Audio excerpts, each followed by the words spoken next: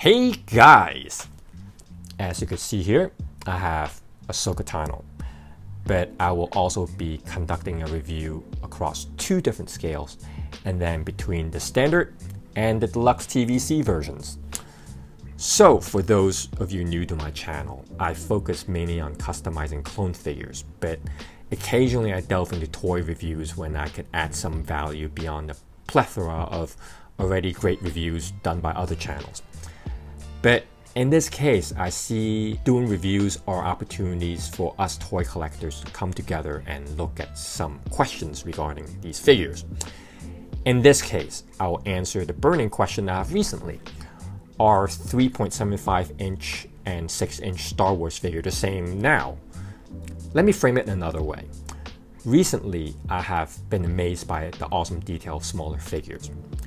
When Hasbro started making G.I. Joes in 1964, one of the selling points is the 21 points of articulation. While today's 3.75-inch figures probably don't have the same number of joints, they are able to cover the same range of motion. And this development happened within the last 5 years. The recent release of Tatooine Boba Fett figure got me suspecting that the figures are one and the same between the two scales. So I'll do comparison between these scales and document the discoveries I've made. So let's move on to a review. Let's start with the packaging. For the standard TVC, there are no surprises. This is a standard cart back, which unfortunately still uses the flimsy cardstock. It's got a good computer-enhanced photo of Rosario Dawson in a role in Mandalorian, and as such, their logo reflects that as well. The back is a mix of different figures from different waves. Nothing new there. The figure comes with 2 lightsabers, and that's pretty much it. I'm actually all for simple figures. The show doesn't really have her carrying much accessories, except for the robe, and this is where the deluxe version comes in. The deluxe packaging, it's the same as the one that came out recently with Tatooine Boba Fett.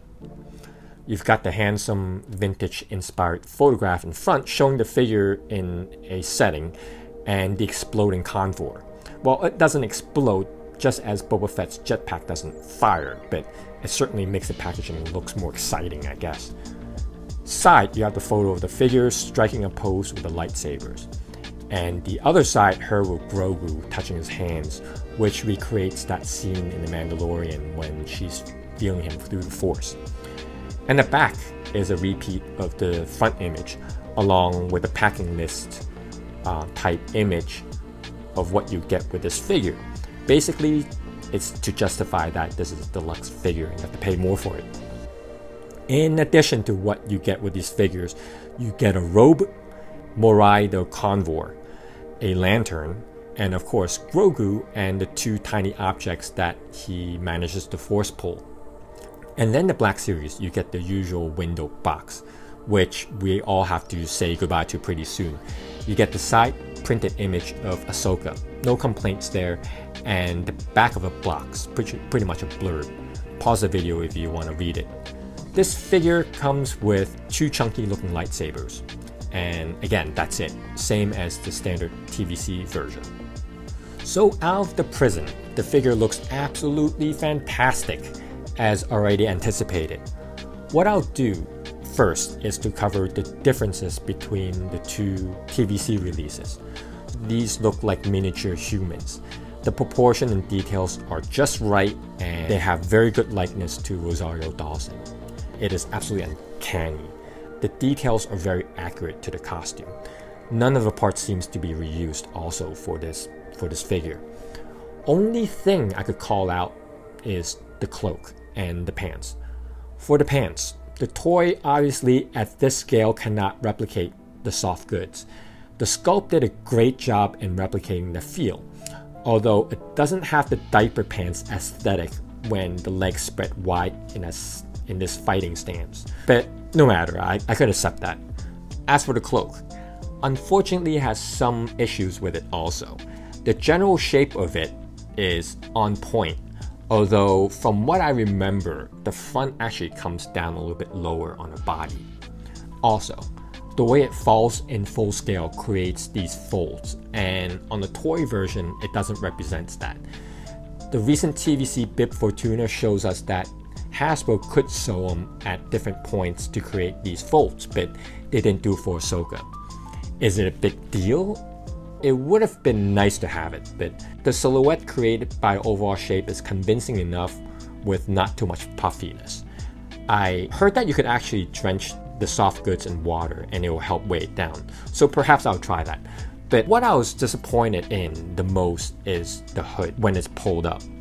Many familiar with this character should know the signature 2 points on top of the hood due to her head anatomy. It cannot be done here.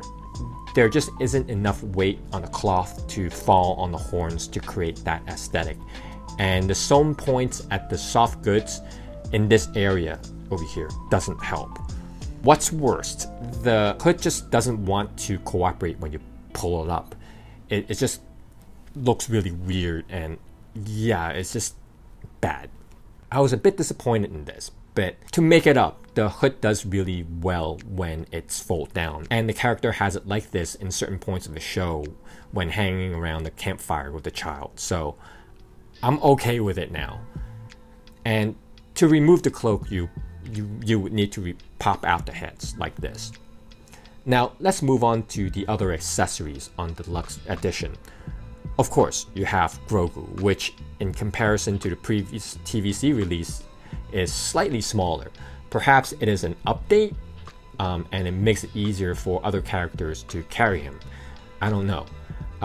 He's smaller though, and it's, you know, I just can't help but think that he's like a little green booger over here. He's so small.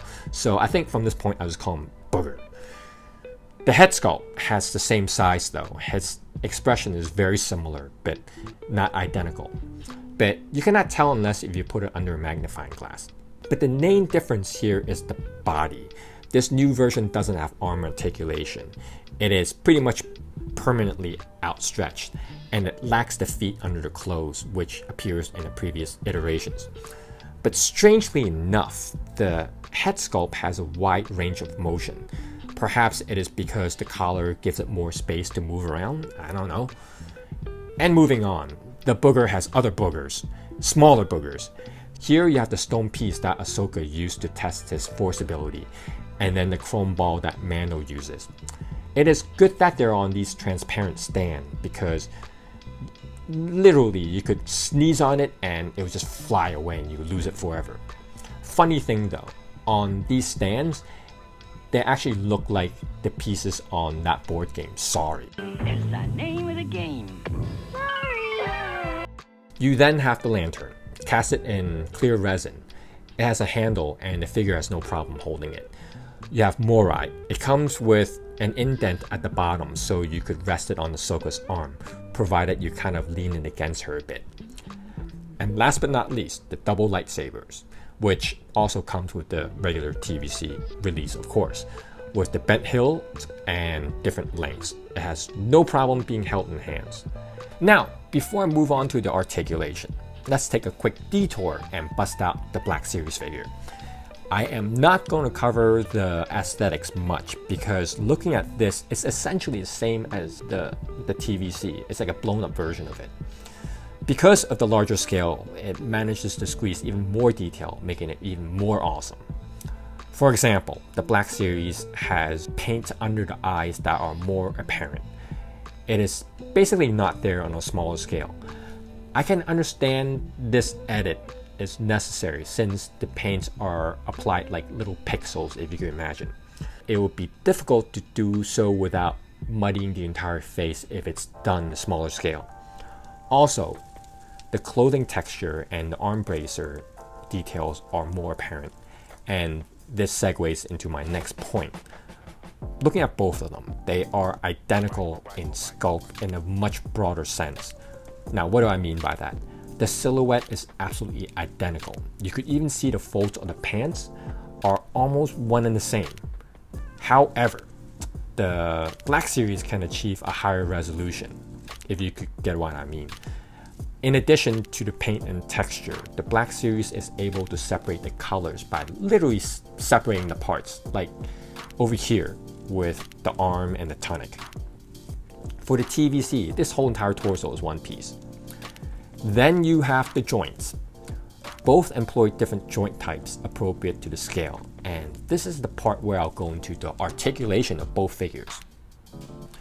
For the TVC, the head has a decent range. Same for the Black Series. Of course, that head tail of Ahsoka restricts it a bit, but the plastic is soft enough to give it some give. Interestingly, the TVC allows for a better range. Shoulders. Unfortunately, no butterfly joints, but it achieves a decent shoulder fly.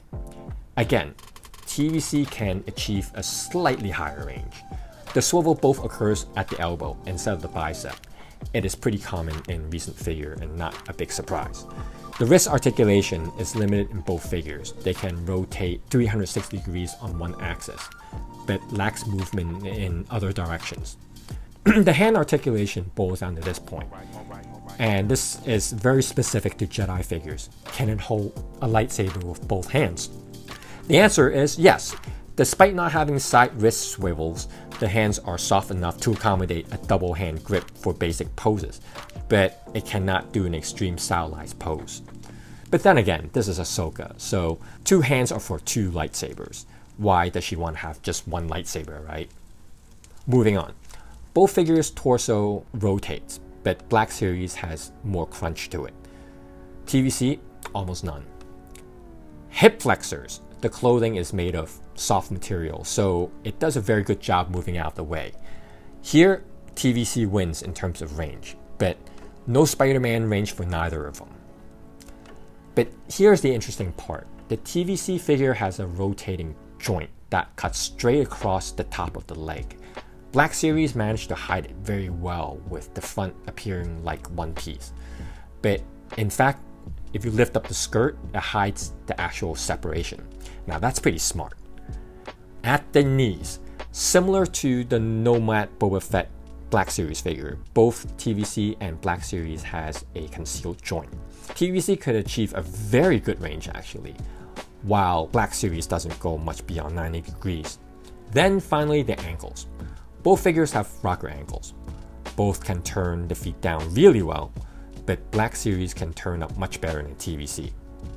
Now, why I don't mean it to sound like a competition, it seems like in most areas, TVC actually has better articulation.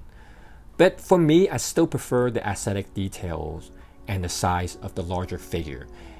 I just personally find the size to have more oomph. But I also recognize that TVC is an absolute engineering marvel, and it really has come a long way.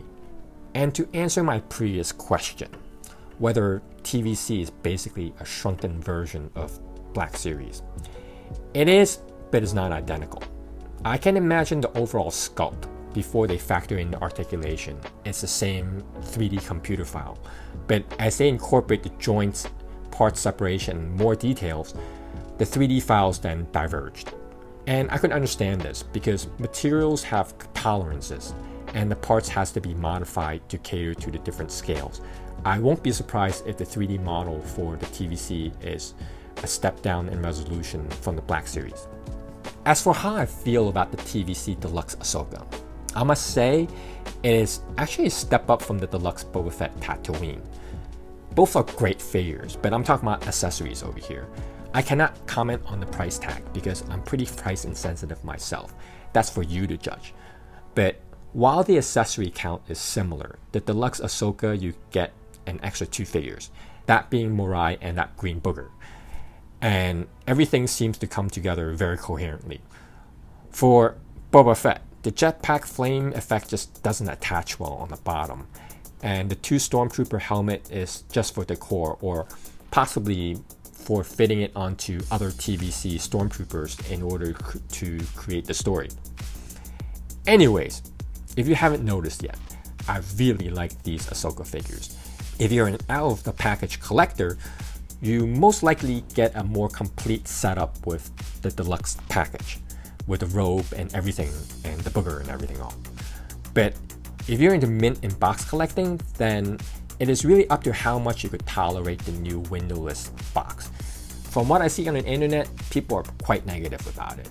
I am okay with it, but Hasbro, if you're seeing this video, which I doubt they are, but if you're seeing this video, please don't listen to me, because the TVC, the true TVC fans are the ones that you have to listen to. So yeah, this is just my opinion. I'm cool with it. Some people don't like it. This pretty much wraps up my video. Thanks for tuning in, and I'll see you in the next one.